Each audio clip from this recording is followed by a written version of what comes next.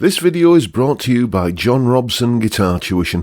If you enjoy the content, please consider supporting the channel by enrolling on a course, purchasing some guitar lessons or a t-shirt, or you can join my Patreon. Now, on with the show. Hello chaps, welcome once again to John Robson Guitar Tuition. As always, I do hope you're well. It's Tuesday, which means we're doing a top 5. That seems to be the rhythm I've settled into. I even came up with the term Top 5 Tuesday.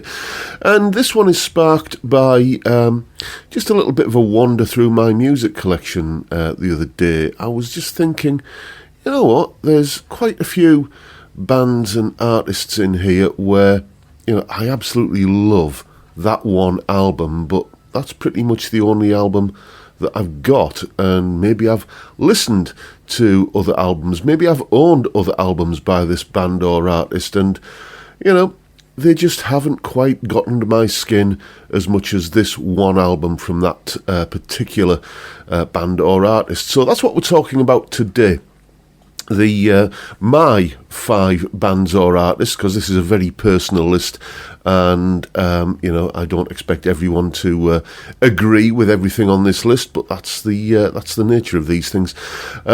These are my 5 bands or artists where, as far as I'm concerned, you only need one album, and it's this one, starting with Reckless, Bryan Adams. Yep. The first I heard of Bryan Adams there was a TV show on in the UK in the 80s. It was on a Friday evening, early evening. It was called The Tube, and they were introducing this new Canadian rock singer called Bryan Adams, and he did 3 songs. He did Run to You, he did Summer of '69, and he did Somebody.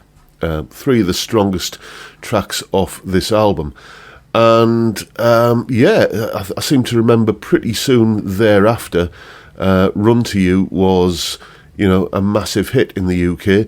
And, like many people, I went out and bought the album, and, so many great songs, One Night Love Affair, the obligatory schmaltzy ballad, Heaven, which, even for that particular genre of songs, I think it's a pretty strong one.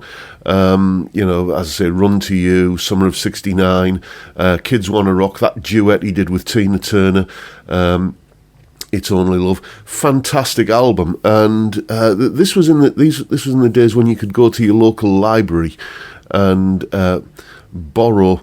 If you had a library card, you could borrow records and cassettes. So I went and got, I think it was Cuts Like a Knife, because they had that in there, because I wanted to hear more of Bryan Adams. And, underwhelmed is the response that I seem to remember I gave to that one. And then subsequent albums, and, just none of them ever seemed to live up to Reckless. And I just think it's a fantastic album.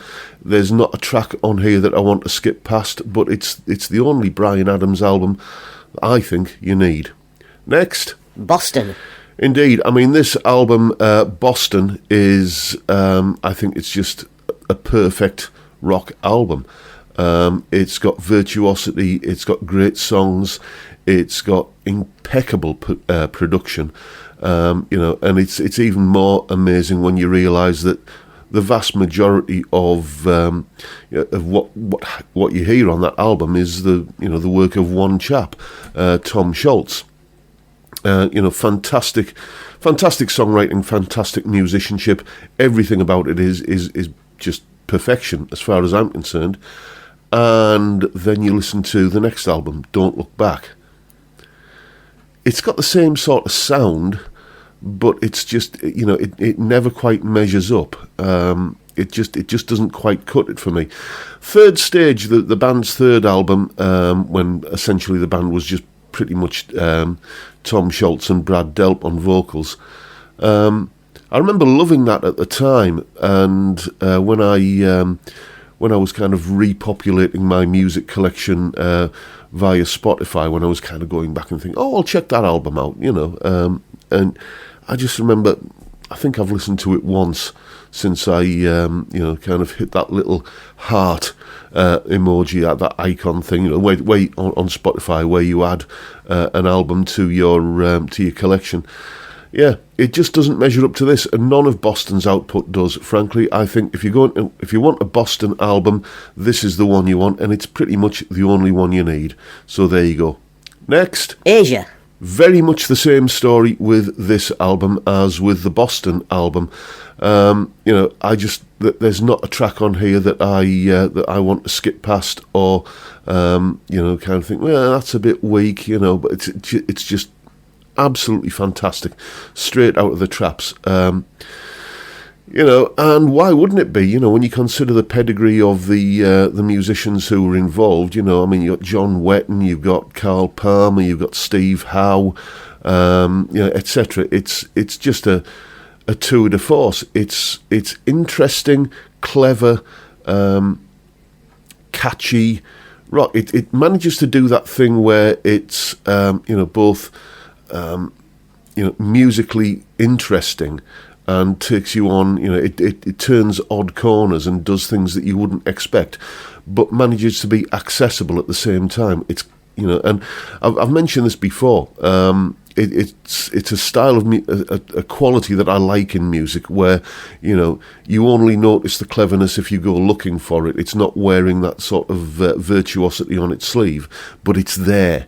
But your initial impression is that, yeah, this is just good music. You don't think of it, oh dear me, this is clever. It is, but I like the album, as you can tell. But follow-up albums, subsequent albums, Alpha, I think that was the follow-up album to this. Again, you can tell they're kind of, they've got, the same sort of formula going, and they're going for the same sort of result, but it just falls somewhat short to me. It doesn't really measure up, and frankly, nothing that they did beyond that ever did. But if you want an Asia album, then this is the one you need. It's the only one you need. It's the epitome of a band who created one fantastic album, and it's the only one you need. Next. Appetite for Destruction. Indeed, this one had to make the list.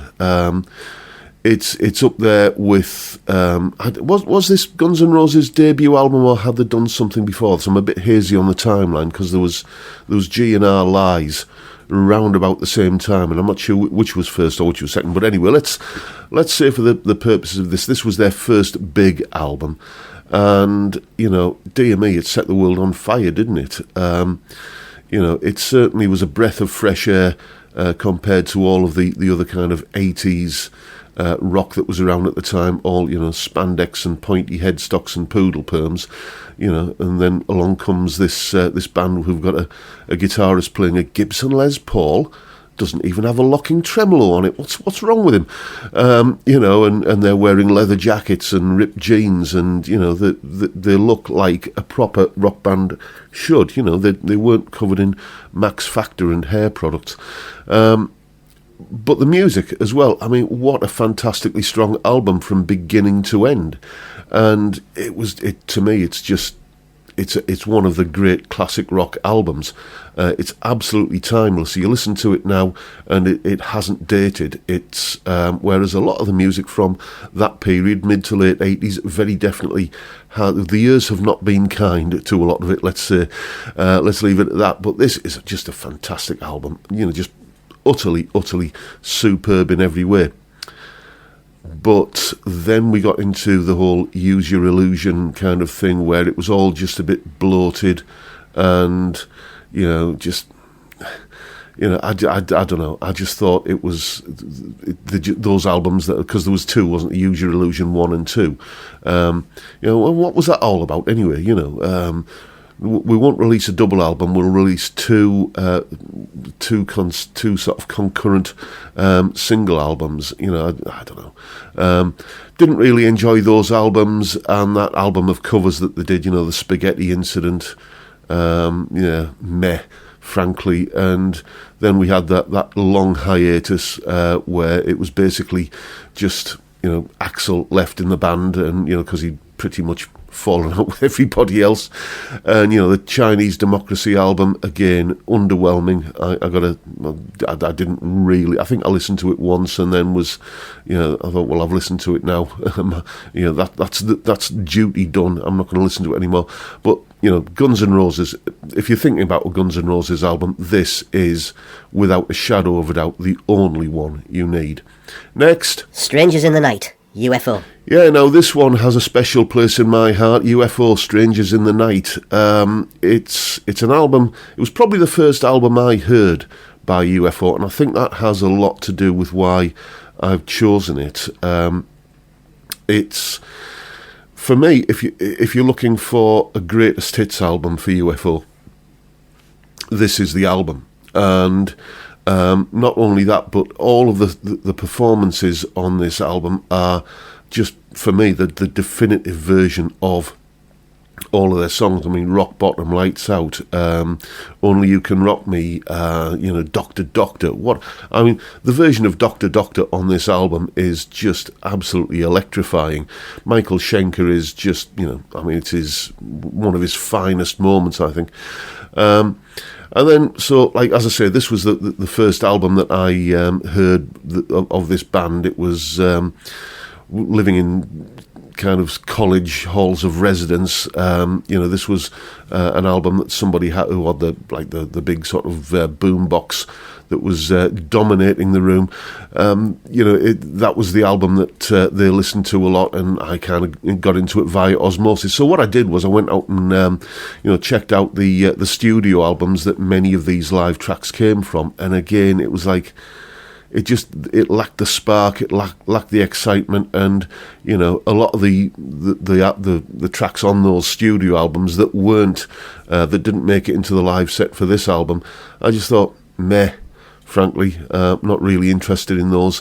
So again, if you like good classic rock with strong melodies and fantastically performed, where there's a genuine feeling of excitement in the band, that you can kind of sense the eye contact and the fact that everybody on the stage is having a fantastic time playing this music, then this is the album you need. If you want a UFO album, this is the one that you need to get. And that completes my list of bands and artists where you only really need one album, and those are the albums in question. As I say, I don't expect everybody to agree with my choices here, because these are my choices. Yours will probably be different, and if that's the case, let me know what they are down in the comments section. I always love reading about what when I have an idea like this for kind of getting something off my chest. I love to kind of see what you guys react to with that. What your take on it is. So as I say, please leave a comment to that effect if you are so inclined. And that is pretty much the video for today, folks. Hope you found it reasonably entertaining. That was, after all, the point of me sitting here blethering for the last 13 minutes and 11 seconds. And if that's the case, please hit the subscribe button and the notification bell if you haven't already done so. And why not drop me a like while you're at it. Don't forget, as always, the live stream every Friday, 5 p.m. UK time, where we drink beer and talk music and guitars. What is not to like about that? A fantastic way to kick off the weekend. I'd love to see you there if you can make it. But for now, I'll bid you all a good day and say thank you so much for watching. Thank you for your time. Look after yourselves, folks. Stay well, stay safe, and above all, stay sane. Bye for now.